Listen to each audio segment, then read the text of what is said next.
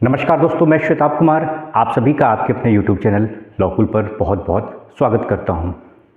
दोस्तों, आप में से मेरे कई सब्सक्राइबर जो कि मेरे स्टूडेंट्स हैं, उनका सवाल यही था कि सर जिस तरीके से आप क्रिमिनल मैटर्स को हमें समझाते हैं, उसी तरीके से आप सिविल मैटर्स को लेकर भी समय समय पर वीडियो लेक्चर्स बनाएं।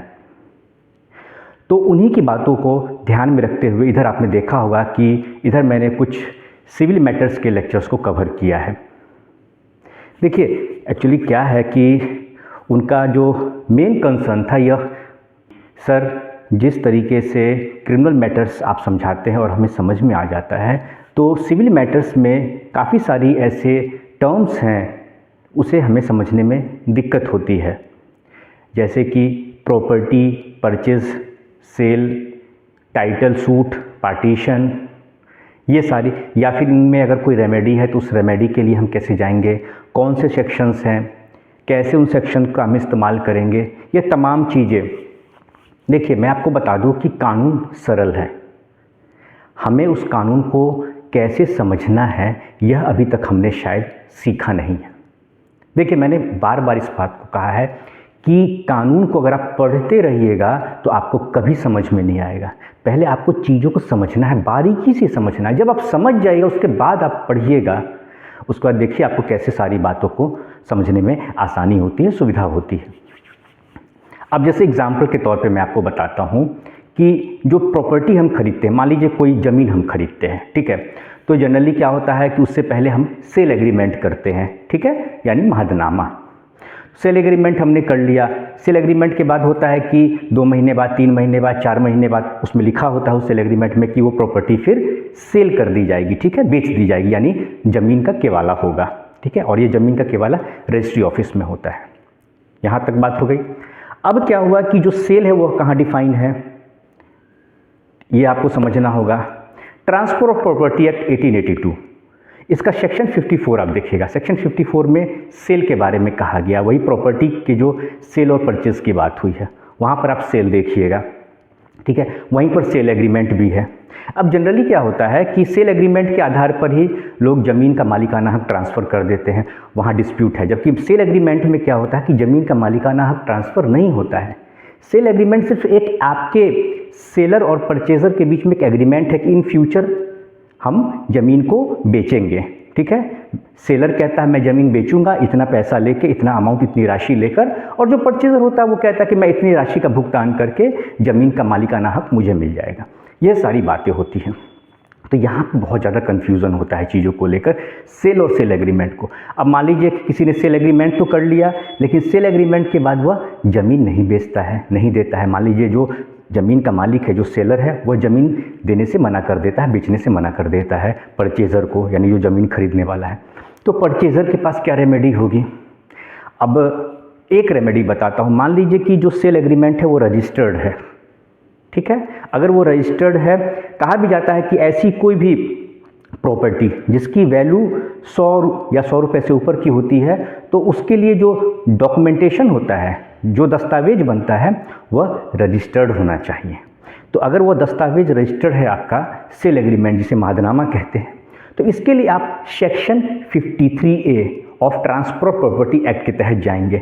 यहाँ आपको रेमेडी मिलेगा ट्रांसफर प्रॉपर्टी एक्ट 1882 के तहत, जिसमें सेक्शन 53A में लिखा हुआ है डॉक्ट्रिन ऑफ पार्ट परफॉर्मेंस। तो यह जो पार्ट परफॉर्मेंस है, कौन सा पार्ट बच गया? एक पार्ट तो आपने कर लिया कि सेल एग्रीमेंट कर लिया, अगला पार्ट क्या है? तो सेल एग्रीमेंट के बाद प्रॉपर्टी का सेल, यानी ज़मीन का केवाला करना, ज़मीन की रजिस्ट्री करना। तो उसके लिए परचेज़र, जो ज़मीन खरीदने वाले हैं, वह जाएंगे, परचेज़र कहाँ जाएंगे? वह जाएंगे कोर्ट में, सिविल कोर्ट में एक सिविल सूट फाइल करेंगे, ठीक है। इसके तहत उनको कोर्ट से रेमेडी मिलेगी। वह दस्तावेज दिखाएंगे, प्रॉपर जो साक्ष्य होता है, डॉक्यूमेंट होता है, वह दिखाएंगे, तमाम चीज़ें। उसके बाद फिर मामले की सुनवाई होगी, जिसके बाद की कोर्ट एक आदेश के द्वारा जो ज़मीन के मालिक हैं, यानी जो सेलर हैं, उनको आदेश करेगी कि आप ज़मीन, जो परचेज़र हैं, इनके साथ आपने सेल एग्रीमेंट किया था, उन्हें आप उसका ओनरशिप ट्रांसफ़र करें, और बचा हुआ पैसा जो होता है वो परचेज़र उनको देते हैं उसके एवज में। तो ये तमाम चीज़ें होती हैं। अब यहाँ पर सवाल यह उठता है कि अक्सर क्या होता है कि कुछ पैसे बचाने के चक्कर में या जानकारी के अभाव में क्या करते हैं कि जो सेल एग्रीमेंट है उसे हम रजिस्टर्ड नहीं करवाते हैं। तो वहाँ हमारे पास क्या रेमेडी है? अब यही बहुत हमारे जो स्टूडेंट्स उनका भी यही सवाल था, कई सारे मेरे सब्सक्राइबर्स भी हैं, उनका भी यही सवाल था। एक कॉमन क्वेश्चन था यह कि सर अगर महाजनामा रजिस्टर्ड नहीं है तब क्या करेंगे, तब क्या मेरा पैसा बर्बाद हो जाएगा और वह प्रॉपर्टी जो सेलर हैं, ज़मीन के मालिक हैं, मेरे नाम से नहीं लिखेंगे? तो यहाँ पर मैं आपको बता दूँ कि अगर आपका महाजनामा यानी जो सेल एग्रीमेंट है वो रजिस्टर्ड नहीं है, ध्यान से सुनिएगा, अगर रजिस्टर्ड नहीं है तो वहाँ भी कानून आपको रेमेडी देता है। सेक्शन 22 सेक्शन 22 है स्पेसिफिक रिलीफ एक्ट, उसके तहत आप जाएंगे, स्पेसिफिक रिलीफ एक्ट 1963, इसमें आपको रेमेडी दिया हुआ है।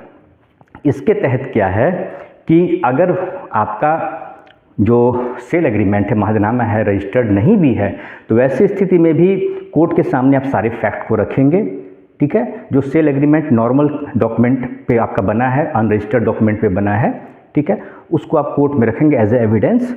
कोर्ट सारे फैक्ट्स को देखते हुए आपको जो ज़मीन के ओनर हैं, ठीक है, यानी जो सेलर हैं, उनको आदेश करेगी कि ज़मीन आपके नाम से उसका जो टाइटल है, ओनरशिप आपके नाम से ट्रांसफ़र किया जाए और आप उसके एवज में पैसा देंगे सेलर को, ठीक है।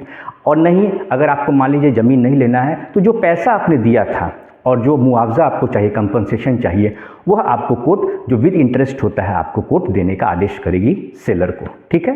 तो ये सारी चीज़ें हो गई।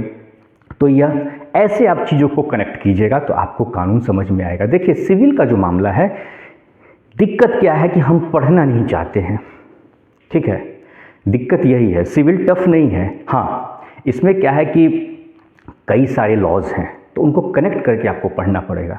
हम पढ़ना नहीं चाहते हैं, हम उसको समझना नहीं चाहते हैं। देखिए आप ज़्यादा से ज़्यादा जजमेंट्स को पढ़िए, सुप्रीम कोर्ट के जजमेंट्स को पढ़िए, कंसर्न आपके हाई कोर्ट से उसके जजमेंट्स को पढ़िए।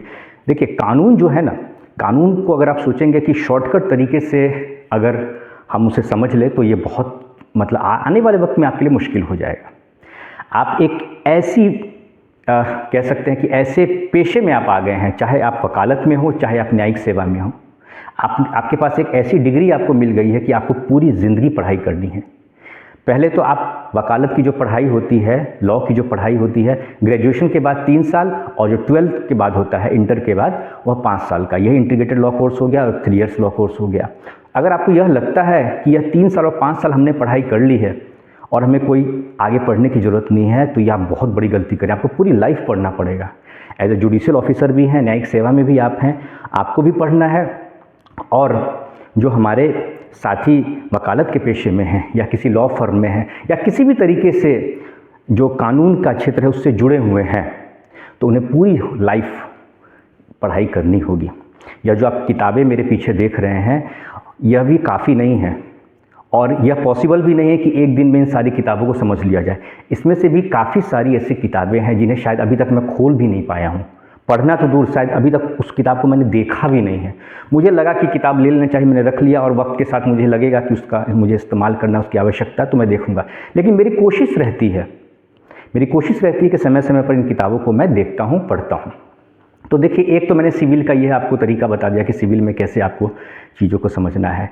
आपको कानून का इंटरप्रिटेशन समझना होगा। कोई भी कानून है, चाहे वो सिविल मैटर है या क्रिमिनल मैटर है, उसके इंटरप्रिटेशन को समझना होगा।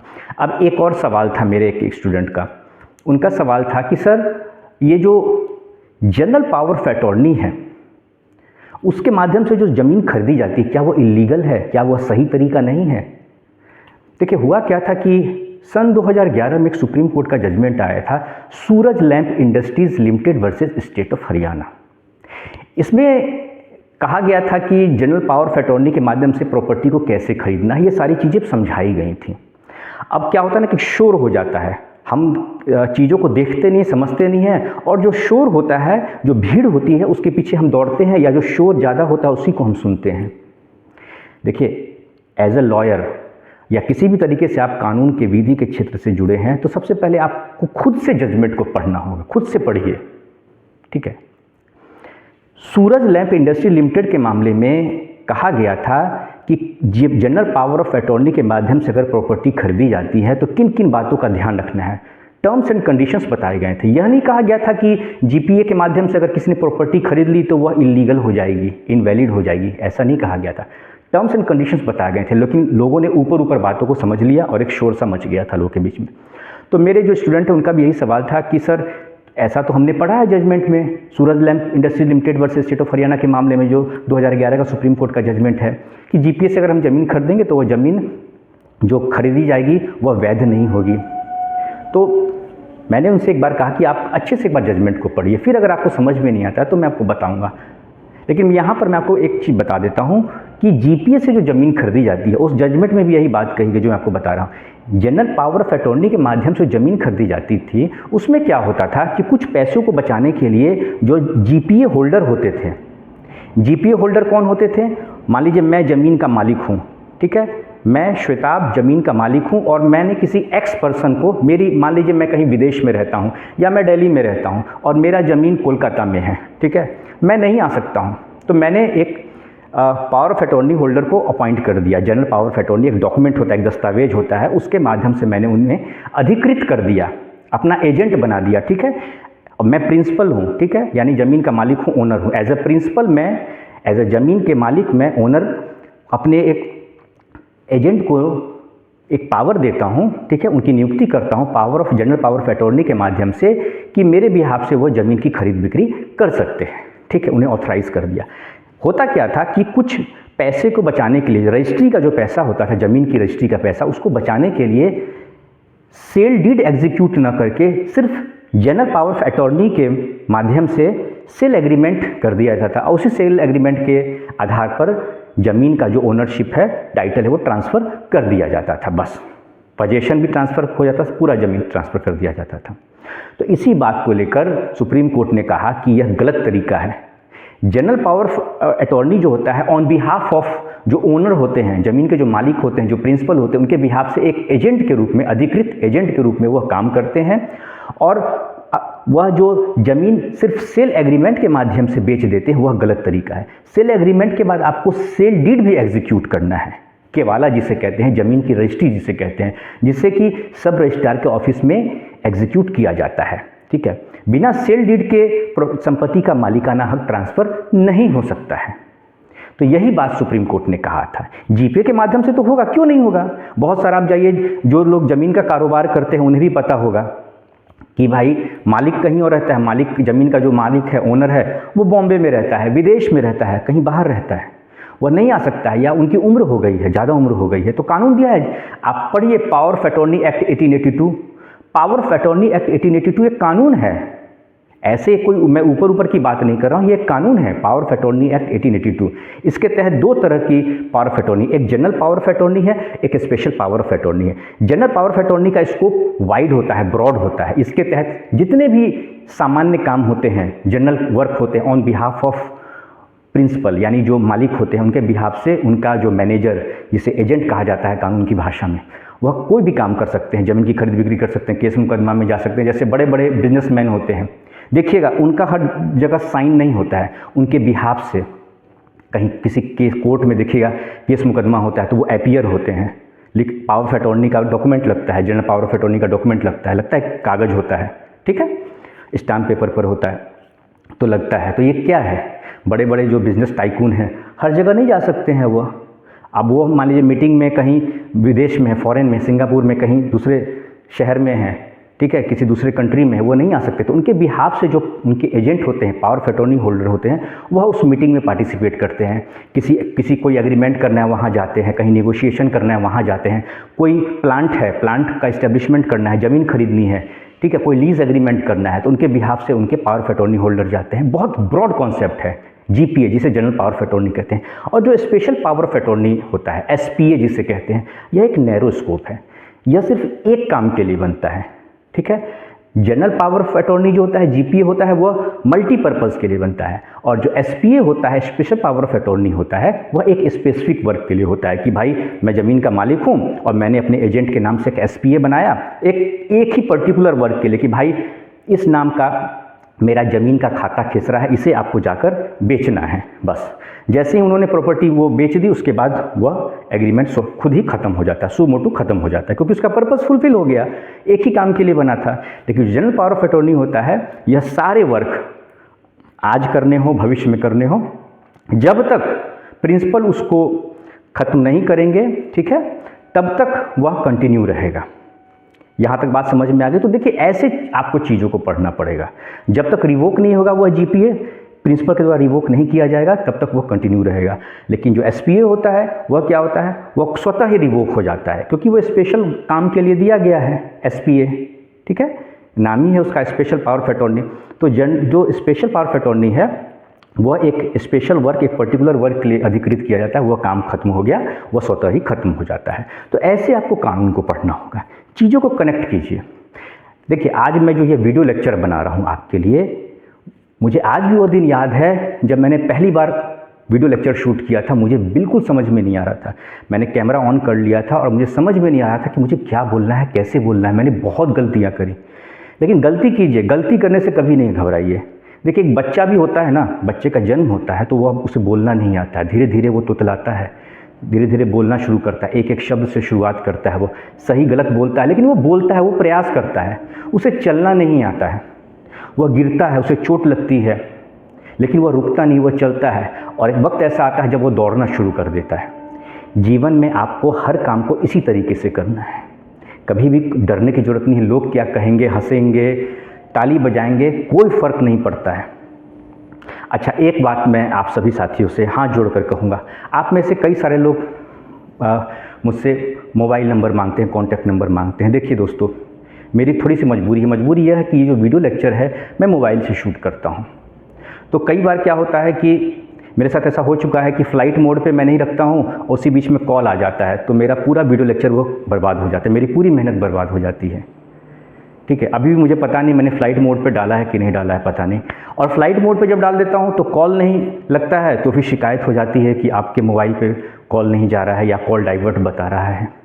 तो इसीलिए मैं मोबाइल नंबर नहीं दे पाता, ये मेरी मजबूरी है। इसके लिए मैं आप सभी से हाथ जोड़कर क्षमा मांगूंगा, ठीक है, नाराज़ नहीं होइएगा इस बात को लेकर, ठीक है। मैं जो भी कर रहा हूँ आप सभी के लिए कर रहा हूँ, ठीक है। और यह एक दिन का प्रयास नहीं है, जनरल में बता रहा हूँ, सिर्फ कानून के क्षेत्र में नहीं है, आप किसी भी क्षेत्र में हैं, आप सरकारी नौकरी में ही हैं, किसी पद पर ही हैं, कोई भी काम करने में, खासकर मेरे जो साथी हैं, यंग जुडिशियल ऑफिसर्स, उनसे मैं एक बात कहूँगा कि अभी आप नया जब आप गए होंगे, ठीक है, आपने ज्वाइनिंग करी होगी, आपको इजलास मिला होगा, तो ज़्यादा से ज़्यादा कोशिश कीजिए आप केस रिकॉर्ड्स को पढ़ने का। चीज़ें समझ में आपको नहीं आएंगी, वक्त दीजिए, जजमेंट्स को पढ़िए। वक्त के साथ धीरे धीरे आपकी ट्रेनिंग होगी, एकेडमी में होगी, समय के साथ साथ चीज़ों को आप समझिएगा। और हमेशा नया सीखने का कोशिश कीजिए, अपने सीनियर से सीखिए, ठीक है, और आपके कलीग्स हैं उनसे सीखिए, शेयर कीजिए, एक दूसरे का व्यू शेयर कीजिए। ज़्यादा से ज़्यादा आप जजमेंट्स पढ़िए, बार एंड बेंच है, ठीक है, इन सब चीज़ों के साइट के माध्यम से आप चीज़ों को पढ़ना शुरू कीजिए।